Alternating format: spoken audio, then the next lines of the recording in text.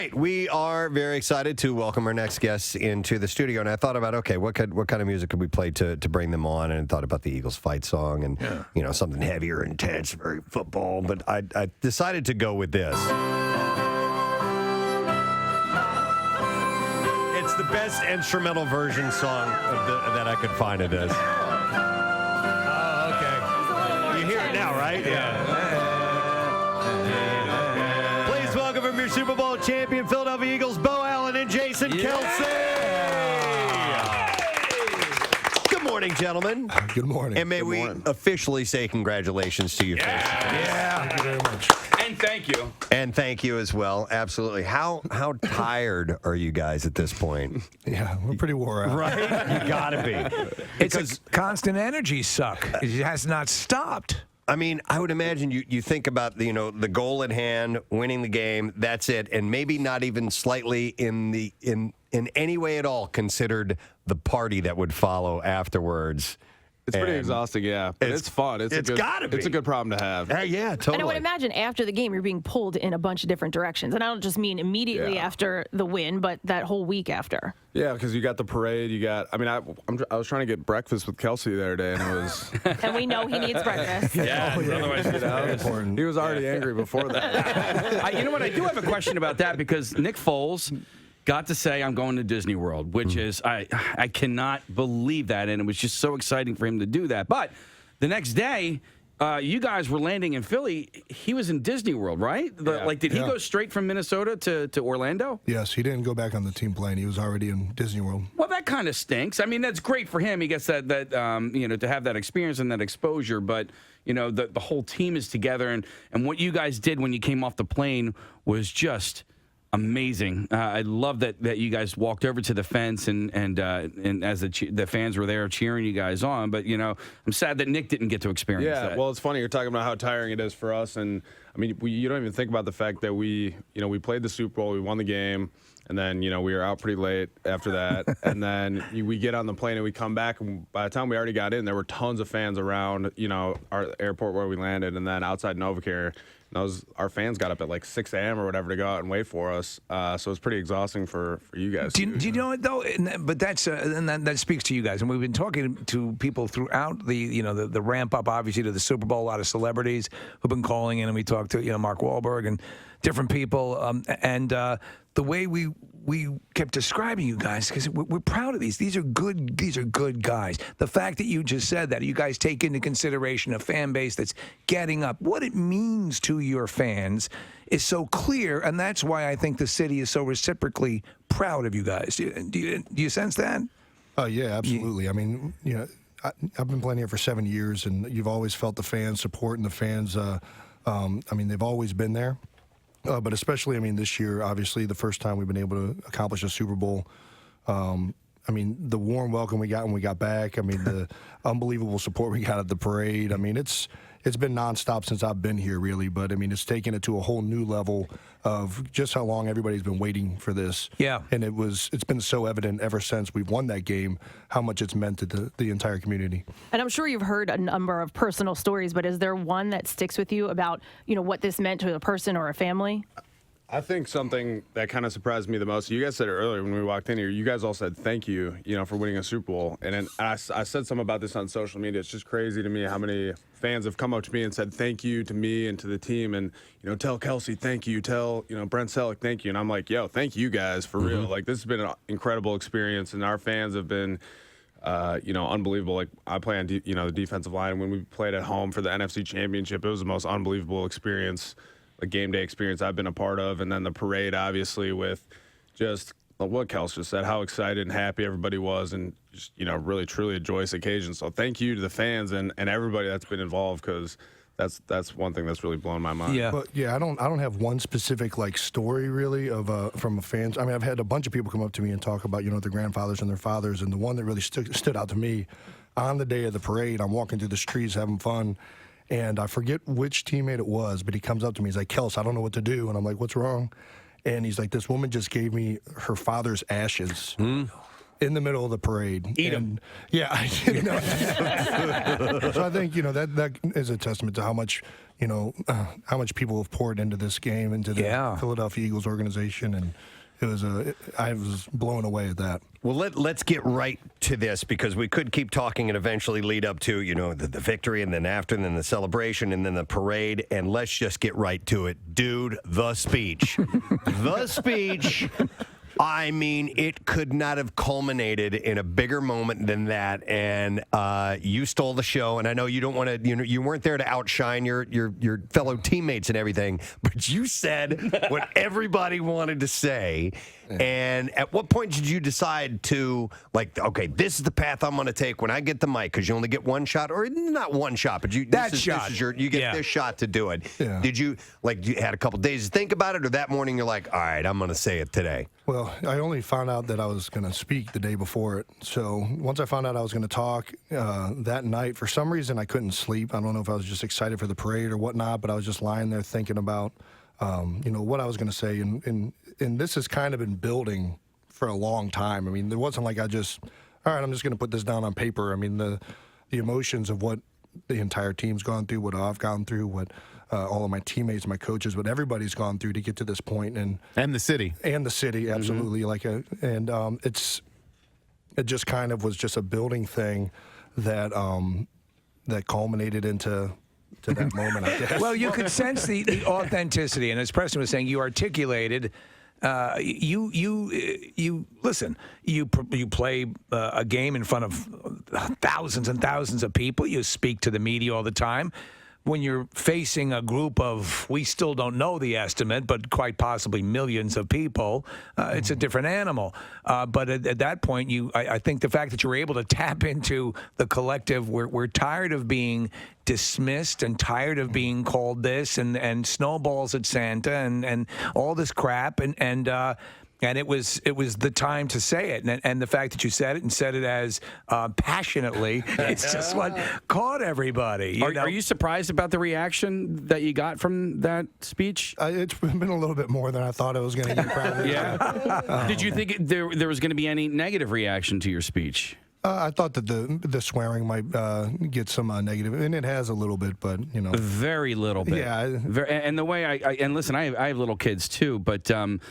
I thought the setting itself was probably a little bit more adult than any kid should be around. You know what I mean? If you brought your kid there, you should expect something. And not just from the players, but from how about all the pot smoke all over the place and all that stuff. I want to ask about. Could you guys smell that on the buses, by the way? Yeah, Everywhere. You know what it was? It was the pot smoke of victory. Well, there's two That's things. what led to that speech for There's two things about the speech I want to ask about, and one thing is that a lot of times the players will say, I don't read any of the newspapers, I don't listen to sports talk, I don't but not only it seems like you didn't miss anything this season, or actually the last couple of seasons. So that, and then also, is that kind of your role in the locker room as well? Are you that guy, the outspoken guy in the locker room? Because a lot of times you think, okay, well, the quarterback is the leader of the locker room, but you're also the captain of the line and everything. Yeah, I think we have a number of outspoken guys, to tell you the truth. And probably number one being, probably Malcolm Jenkins is really, really outspoken with the entire team. He's always out in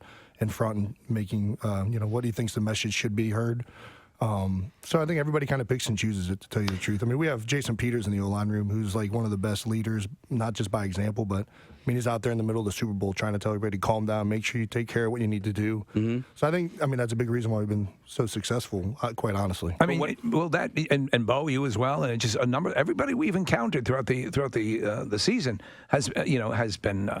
Engaging, conversational, and there was just a confident vibe. So, the team always, it seemed that there were multiple leaders. You get that? For somebody's specialty maybe to do one thing, but everyone had their place and everyone knew their place. Yeah, absolutely. Knows their place. I mean, you got guys like Kelce that are, one thing, like Kelce on our leadership council, that's a group of guys on the team that meet with Doug, and, you always appreciate Kelce being on there because you know he's going to speak his mind, and that's one thing that as a player you appreciate. But other guys, Kelce said, like JP, lead by example.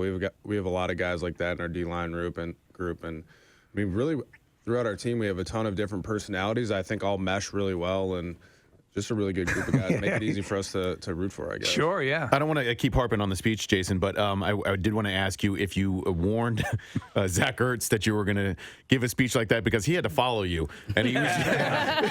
I didn't think there was anybody after him. I didn't know there was two more Kathy players. didn't remember there were two other people. And then Malcolm Jenkins, who gave a great speech as well, but it was like it kind of paled in comparison to what you had to say. Well, yeah, I was kind of. I saw the list, and I'm like wondering what everybody else is going to say. And as people started talking, I'm like, oh man, this is.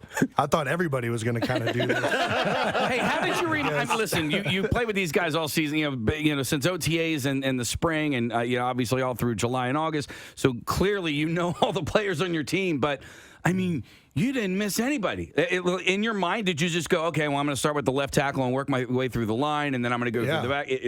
Yeah, I was like, okay, I'll start with the line. I know all those guys. Then I'll start hitting everybody. I missed the call. I mean, I could have, Chris Long, was just a Super Bowl champion last year, and, I thought he had a rough, for some reason he wasn't celebrated the way I think he should have, and he was kind of like a dismissed member of the D-line for a little bit early on. And there are other guys I could have, I didn't want to get political, but with Malcolm Jenkins and taking a knee, and he was dismissed by a lot of people. I mean, I thought I could have got even more guys, but I really in the heat enjoyed- of the moment, you got enough. Good. The impression was there. Seeing the players' reaction, Beau, I was watching you my at one God. point, and the other guys holding up their phones watching you. And I think the line that got everybody was about Lane Johnson laying off the juice. And it just, I don't know if it killed nationwide, but it certainly killed with the team. So nice job. So you know what I was half expecting was you at some point to go, in a van down by the river. But I mean, and it was Chris Farley, yes, yeah. it was perfect. Also, I was sort of taken.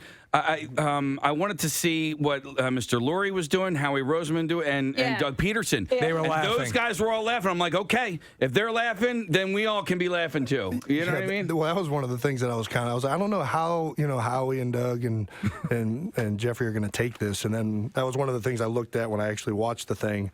Is really I was just watching their reactions to all of it. When did you? I think they liked it. All right, good. Yeah. When did you get to finally? Did you think, okay, I got to go home and see, or did you have it? A moment where you thought, I better watch this to see what the reaction was? Because even when you're in the moment, you can't absorb everything that's going on. Yeah, and at that point, you'd been at the parade all day drinking a bunch of beers and stuff. So you're kind of trying to remember. Did I say anything stupid? Did I do anything dumb? And, Well, you rode a bike. You rode a bike, slammed a beer. you crowd It's all surfed. well documented. How much do you weigh, by the way? Because you were crowd surfing. Yeah, 290. Yeah. I was very fearful. Right when I got on, I was expecting to be hoisted up, and I plummeted very quickly. Yeah, there's a reason I wasn't out there crowd surfing. And Smart man. Bo, were you like, what do you mean I don't fit this scheme? Where did that come from?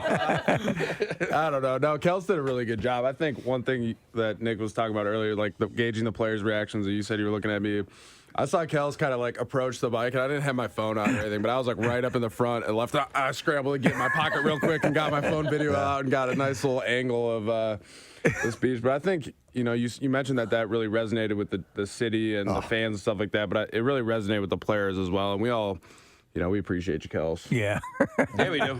Hey, did you know that you sound like a wrestler in the WWE? Did you have any idea that you sound a lot like that? I did not know. It sounded like, People are saying that's your next career. Yeah. or mayor. All right, and I want to ask the Mummers outfit. Who gave you that?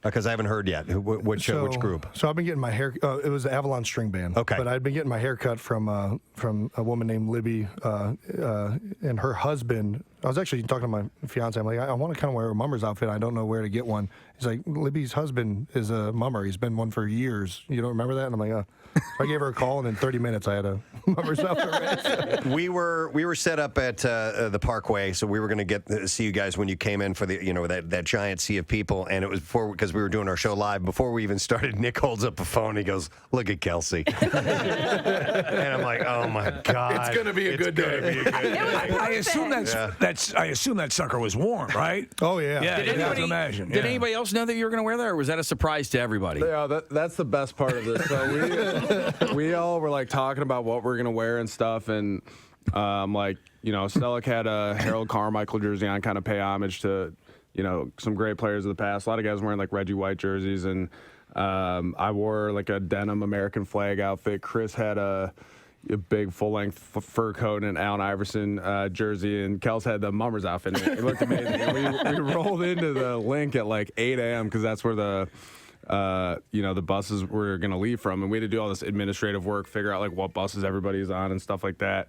And we roll in, and we're in this like lobby upstairs, and we are the only people dressed up. We thought everybody was going to be dressed up. It's like we were like slugging beers and stuff, and we're just like, okay, like it's going to be one of those days. Here we go. Beau, I want to ask you and Jason both something that, Jason, you referenced in the speech, which was Howie Roseman being sequestered for a year, and really the changes that the organization went through over the last 3 or 4 years. To me, it's a remarkable the Super Bowl win for so many reasons, but not least of which of where we were as a city and as a team 3 years ago to now. Can you guys talk a little bit about what happened with Doug Peterson coming on, with Howie Roseman getting the role back? I mean, and is that as remarkable to you as it is to us? I mean, I think honestly, as players, that's not something that you really. When you're kind of in the mix, you don't really think about things of the front office that much because it's just. I don't know. You got your own set of things to deal with, right? Yeah, I feel like it's just a little above my pay grade, to be honest with you. Yeah, and you can't. You're consumed with doing what you're. I'm not really, but I guess overall, what I would say is, I think we have a really determined. I mean, Kels mentioned this in his speech, just from the top down, from the front office to the coaching staff to the players. Like, we were all basically on a mission, I think, this year, and we all really came together. I don't know, Kels. That's what. I mean, you said it. I mean, and that was it. From the top down, everyone represented somebody who had at some point been told, "Nah, you're not good enough for this," and proved them wrong. Yeah, I mean, I mentioned this in the speech with Howie when he first. I literally remember the first day that he was given back control, seeing him down there and the joy in his face. That he was back in control of the football team. And I still, over the course of the last couple of years, I've felt this early on that he was like very much had this personality and this drive that like I'm not going to let that happen again. Regardless of what led up to that or anything like that, I think that he was driven in the fact that he was going to make sure that they got this on his end right. And you saw that with Doug Peterson. I mean, you saw how much he was discounted in the media and stuff like that. You saw that with the entire staff, the amount of work that all those guys put in. And I mean, sometimes it just comes down to, there's smart people all across the board. There's talented teams all across the board. But I really felt like, the entire, the front office, the coaches, everybody was there working with a purpose, working with a drive to accomplish something. And it trickled down into the team as well. And, the practices, people doing stuff after practice. Me and Beau used to do drills where we work on, they were on me hard to get back my technique, which is one of the reasons I struggled last year. And to get all those things working, to get all those pieces together, I think it really culminated from a lot of that transition period where everybody wasn't going to let that happen again. How many of you ended up being put on concussion watch after the beers being thrown at you during the parade? Because by the way, Beau asked for it, man. Yeah, he did. Yeah, it looked like it was raining beers. Yeah, I mean, that was so much fun. Yeah. Hey, can you guys tell me about Doug Peterson? Maybe the things that we don't know about him. It seemed like he had a command of that locker room and all of your respect and admiration. Yeah, well, I think so. Kels was with Doug back in, with Andy when he was here, a couple years ago. But I never knew him before that. And I think one thing that I've always really appreciated about Doug is just like he was a player in the NFL for 14 years, so we really understand what it means to be a player and kind of the different things that are asked from you, not only on the field, but all the different, things that go into it, I guess. And it's really easy to talk to him about it because you feel like he knows. He's paid his dues. He's been Also, all of the distractions that comes with being a professional football player. Right. Yeah, I mean, because listen, he wasn't a starter in the league for 14 years, but that doesn't mean his preparation was any different. Yeah, and anytime you're in the NFL for 14 years, you're doing something right. Mm-hmm. I have to ask because this is a huge thing. It's a huge thing. It's a lot for anyone to absorb. I'm thinking, and take it to an extreme level. Neil Armstrong goes to the moon. He goes back. This whole thing. Do you have a set plan in mind? Okay, love it, absorb it, and then back to work date, or how do you? Because we have no idea what you're experiencing through the prism of what you're going through. How did you have a plan ahead of time about how you would process it, or you're just dealing with it as it goes? Like processing this the victory. Yeah, the victory and the everything that adulation happens after? Yeah, Yeah. which is it can be overwhelming. Yeah. Well, it's funny you mentioned that because I mean, literally the day that before the parade, we're in this team meeting, and Doug's already addressing us. I don't know if I'm supposed to say this, but whatever. He's like like the speech all over again. Yeah, right. He's like who's going to be the guy not to show up for OTAs? Who's going to be the guy that's not here the first day of work? When it's voluntary, this is a big reason why we got here last year, right? And we are not planning on this being the only one. And I think that was awesome. It's like literally, we just won it 3 days ago. Can we celebrate this just for a second? But I think you kind of have to do that, right? But there was also plenty of people letting people know, that guys that have won it and stuff, to like make sure that you enjoy it at least for a little bit. You have to. You have to. Yeah. I think one thing that's changed in the last 10 years since the Phillies won the World Series, too, is that obviously the internet and social media existed back then, but not to the level that exists now. And people are able to interact with you guys via social media in ways that over the last week plus are just celebratory, and Beau, you mentioned the thank yous, but like, right. I don't know how many times people have thanked you over Twitter or Instagram. I got a video sent to me last night. It was Tish Huddle, a T-Bone _ Huddle, and it's Jason. They took the speech and set it to highlights of the Eagles the entire year. I saw that. Did you see it? Yeah, I saw that. It's That's really, cool. really well done, Yeah. and it's just I've seen the speech, I've seen the highlights, and yet here's another way to watch it again and to celebrate it again. So I'm just I don't even know if I have a question. Just I'm rambling as well. I got one. Have you guys watched the game yet? And I'm not talking like highlight-wise. I'm talking like with Collinsworth and Al Michaels. Have you guys watched it yet? I have not. I haven't. No, I just watched the copy on our iPad. I should have invited you to my Super Bowl replay. He watched. They did the whole thing. Yeah. My mom has told me, she's like, she's so excited. Obviously, my folks are happy, and the Super Bowl is in Minneapolis, and my family was all there and stuff. And my mom was like, yeah, I've watched the game, like 5 or 6 times. Like, what did you think on the broadcast? I was like, Mom, I haven't even seen it. Well, on the broadcast, I want to point out that, listen, a lot of people had problems with Collinsworth because he was, contesting the 2 catches that were for touchdowns, but he had some really nice things to say about you, Jason.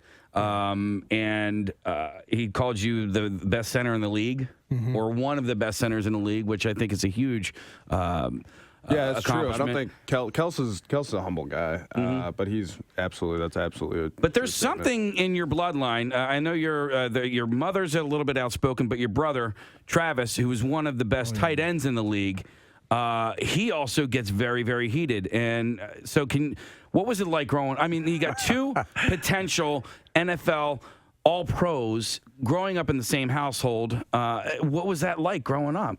It was a lot of fun. Yeah? I mean, did you guys just play straight up tackle football in the living room? Like, my dad used to have us wrestle in the living room. I think for a little bit, he had like a mattress that he would let me tackle in the kitchen. It was a lot of, there's times there were fights. We're best friends now, but growing up, it was very much like a competitive thing. And I was 2 years older, so I kind of always had that leg up on him. And I'll never forget, I punched him in the face one time. Why? Because I punched my little brother in the face one time. Well, actually, I take that back. I do it twice. I'll tell you the first time. Okay. First time, my dad had always warned my brother, who would always like antagonize things. He'd be like, "I'm going to let him hit you. If you keep letting him do that, I'm going to let him hit you." And he keeps doing it, and he's holding his face over the couch like this. and my dad's like, all right, go ahead. And I just punched him right in the face. And my mom's like, not in the face. Like this whole thing. But eventually, when he got bigger, when he got taller than me, he started dominating me in basketball out back. Okay. And I couldn't handle that as a young man. And we get into a fight kind of out of the basketball court. He throws the basketball at me, and he runs into the kitchen. I open up the door, and I punch him again. This is the second time I'd ever punched him. And I'm expecting, that's it. It's over. Now he's just going to cry, and that's what happens, right? He scoops me up and slams me on the ground so hard, the stove falls off of it's like bracing. Oh, my God. And the fight ultimately ended in my dad grabbing my arms and him pushing me back on top of my dad and him screaming, my ribs. And then the fight was over because he had to make sure Dad was okay. Well, you got it. At least you're in the kitchen where you had the tackle mat. Yes. Removing ourselves as Eagles fans is difficult sometimes, but just watching the game itself, it was a fantastic Super Bowl. It was. The most yards, I think, in the history of the NFL, combined playoffs, regular season otherwise, one punt, one turnover on downs. So if you do get a chance to watch it and separate yourself as somebody who was actually in the game, it was great football. It was really entertaining football. I said that there was no point where you actually had like a sigh of relief. No. You were on the edge of No. your seat the entire time. Oh, there was a couple of moments, towards the end of the fourth quarter where everybody in my brother's house was like celebrating, and I go, no. Yeah. Tom Brady, last year he was down by 8 points with 3 minutes and 17 seconds, right? Yeah. So this year he was down by 8 points with 2 minutes and change or whatever. Yeah. By the way, if you could just tell Doug one thing. When there was From Casey. 2 minutes and 3 seconds left in the game, he should have passed the ball. Because you're going to 2-minute warning anyway. On the third down play? Yeah, no, second down play. It was Second down? second down and like 7 or whatever. Gotcha. You could dissect these things. I'm like, I think it all worked out pretty You might have had better results. Yeah, you might have had better It might have results. worked. Yeah. But Listen, yeah. Casey's level of fanaticism, and it's commonplace in this city, but it's ridiculous. And were you guys aware of the amount of superstition that was going on with this? I mean, we found out, Casey, it's obsessive compulsive to the level of his superstition and things that he does and ritualistic things that have to happen in order to ensure that you guys have a victory. It's like Silver Linings Playbook, right? Yeah, exactly. Times, And we played times clips from that. 1,000. We found out that when you guys play, Marissa wears panties that are the color of the opposite of the team that you're playing. That's good to know, yeah. So just keep that in mind. And I can't wear any of the opposing team's colors. None. None In of it. fact, I didn't. Starting at midnight the Yeah. night before. Tell them wear what no kind of panties you wear. I didn't realize. So when you guys were playing the Falcons, I didn't realize. Oh my God, my toothbrush is red. So I didn't brush my teeth that day. Well, what was your excuse today? Just bad hygiene. He zinged you. He did. No, it's crazy. He had the Eagles logo on his front lawn. He had a priest come out and bless it. Yeah, I have an Eagles logo on my front lawn. Priest has blessed it. I wore my dad's Mike Quick jersey all season. Never washed it once. Still hasn't been washed. But I need to thank you guys because I think officially after you guys have won the first Super Bowl title in the city of Philadelphia, like you have alleviated all the superstitions. I can go into next season without a care, without a worry. Is that a clean slate? Yeah. Does it do that? Yeah, well, that's the tact I'm taking now, right? One of the things I didn't know, Casey, is that you will, depending on whether we have the ball, whether the Eagles have the ball or not, depends on which side you have the dip in your mouth. Yeah. So, Jesus. and I needed to figure out. I'm like, oh my God, the dip's on my left side. I got to put it on the right side. Right side for defense, left side for offense. Yeah. So There that's you go. That's Father Steve. Hey. Father Steve. Blessing the logo on his front lawn. That's Casey's front lawn, and the priest that came out to bless it for him. Do you guys have any superstitions? No. No. No, not really. I wouldn't say superstition, just more like routine almost. Okay. Like on game day, I try to do the same stuff, eat the same food, listen to the same music, warm up the same way, just so that I feel like I'm, I don't know, ready to play, I guess. That makes sense. Yeah. Nothing too, like I don't know. You hear about some guys that You don't do any Santeria rituals? No. Dancing in a pentagram, stuff like that? Yeah. Major League, no. Right. Joe Brady. Exactly, yeah. It's very bad.